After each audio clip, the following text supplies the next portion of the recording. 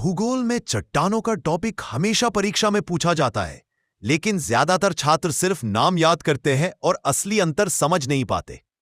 आज हम इसे बहुत ही आसान और कहानी जैसी शैली में समझेंगे ताकि आप बिना रटने के याद रख सकें। धरती पर 3 तरह की चट्टानें होती हैं: इग्नियस आग्नेय, सेडिमेंट्री अवसादी और मेटामॉर्फिक परिवर्तित।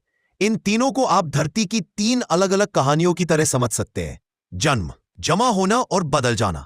सबसे पहले बात करते हैं इग्नियस रॉक्स की। ये धरती की पहली चट्टानें मानी जाती है क्योंकि ये पिघले हुए लावे या मैग्मा के ठंडा होने से बनती है। धरती जब नई थी तब वह पूरा का पूरा आग का गोला थी। धीरे धीरे यह लावा ठंडा हुआ और सबसे पहले जो चट्टानें बनी वही इग्नियस रॉक्स कहलाती हैं। अगर मैग्मा धरती के अंदर धीरे धीरे ठंडा होता है तो वह बड़ी बड़ी क्रिस्टल वाली चट्टान बनाता है, जैसे ग्रेनाइट। लेकिन अगर लावा धरती की व्लो पर आकर जल्दी ठंडा हो जाए तो वह बेसाल्ट जैसी बारीक दानों वाली चट्टान बनाता है। बेसाल्ट इतनी महत्वपूर्ण है कि भारत का डेक्कन पठार पूरी तरह इसी इग्नियस रॉक्स में कोई परतें नहीं होती और ना ही इसमें फॉसिल्स मिलते हैं, क्योंकि लावा की गर्मी में कुछ भी बच नहीं सकता। अब आते हैं दूसरी कहानी पर, सेडिमेंट्री रॉक्स। ये उन चट्टानों से बिल्कुल अलग होती है जो आग से बनी हो। धरती पर हवा चलती है, बारिश होती है, नदियां बहती हैं।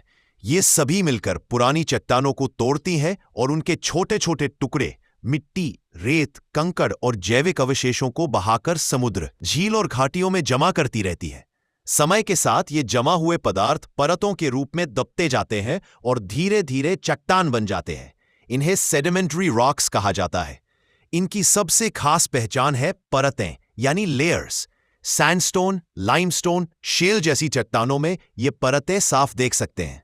सेडिमेंट्री रॉक्स की सबसे खास बात यह है कि इनमें फॉसिल्स मिलते हैं, क्योंकि ये चट्टानें धीरे धीरे बनने वाली परतों से बनती है, जिसमें मृत पौधे और जानवर फंस जाते हैं और लाखों साल में फॉसिल बन जाते हैं। पृथ्वी का पूरा जैविक इतिहास इसी प्रकार की चट्टानों में छिपा होता है। एग्जाम में यह पूछा जाता है कि फॉसिल्स कहाँ मिलते हैं, तो याद रखें, हमेशा सेडिमेंट्री रॉक्स में। अब तीसरी कहानी, मेटामॉर्फिक रॉक्स। ये चट्टानें न तो सीधे लावे से बनती है और न ही परतों के जमने से। ये तो किसी भी चट्टान के बदल जाने से बनती है। धरती के अंदर बहुत अधिक ताप और भारी दबाव होता है। अगर कोई इग्नियस या सेडिमेंट्री रॉक इस दबाव और ताप में फंस जाए तो उसकी बनावट बदलने लगती है। उसके कण नए सिरे से व्यवस्थित होते हैं, रंग बदल सकता है, गुण बदल सकते हैं और इस तरह एक नई चट्टान बनती है। इसे कहते हैं मेटामॉर्फिक रॉक। जैसे लाइमस्टोन बदलकर मार्बल बन जाता है। यही मार्बल दुनिया भर की मशहूर इमारतों में इस्तेमाल होता है, जैसे ताजमहल। शेल बदलकर स्लेट बनता है, जिसका उपयोग छत की स्लेट, टाइल जैसे कामों में होता है। ग्रेनाइट बदलकर ग्नाइस बनता है, जो बेहद आकर्षक और मजबूत होता है। मेटामॉर्फिक रॉक्स की सबसे बड़ी पहचान यह है कि यह पुरानी चट्टान का बदला हुआ रूप होती है। इनकी कोई परतें नहीं होती और न ही फॉसिल्स मिलते हैं, क्योंकि अत्यधिक गर्मी और दबाव में पुरानी संरचना नष्ट हो जाती है। जब हम इन तीनों चट्टानों को साथ में देखते हैं तो हमें रॉक साइकिल नामक एक प्रक्रिया दिखाई देती है। ये धरती की एक बड़ी और अनंत यात्रा है।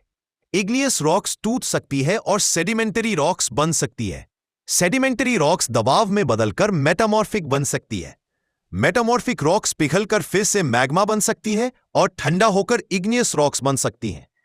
यानी चट्टानें कभी स्थिर नहीं रहती, वे बदलती रहती है, रूपांतरित होती रहती है और धरती की कहानी बनाती रहती है। परीक्षा के लिए इन चट्टानों को याद रखने का एक बहुत आसान तरीका है। ISM मतलब ignition, sediments, modification. I equals igneous, आग से बनी। S इक्वल्स सेडिमेंटरी, परतों से बनी।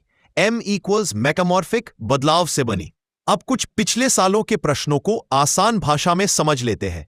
एक प्रश्न SSC GD में आया कि डेक्कन प्लेटो कौन सी चट्टान से बना है। इसका उत्तर है बसाल्ट, जो इग्नियस रॉक है।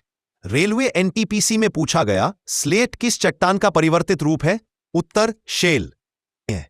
तो दोस्तों, अब आप इग्नियस, सेडिमेंट्री और मेटामॉर्फिक रॉक्स को सिर्फ नाम से नहीं बल्कि पूरी कहानी के साथ समझ गए होंगे।